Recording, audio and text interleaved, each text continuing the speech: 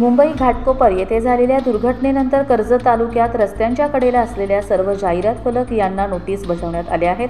कर्जत तालुक्यातील सार्वजनिक बांधकाम विभागाच्या रस्त्यांच्या बाजूला असलेले सर्व जाहिरात फलक हे अनधिकृत असून ते फलक काढण्यात यावेत अशा नोटिसा बांधकाम खात्याने बजावल्या आहेत। सर्व जाहिरात फलक हे राज्यमार्ग आणि राष्ट्रीय महामार्ग यांचे ठरवून दिलेल्या जागेमध्ये असल्याने त्यांना कोणीही परवानगी दिली नाही आणि शासन आपल्या जागेत जाहिरात फलक उभे करण्यास परवानगी देखील देणार नाहीत असे शासनाकडून स्पष्ट करण्यात आले।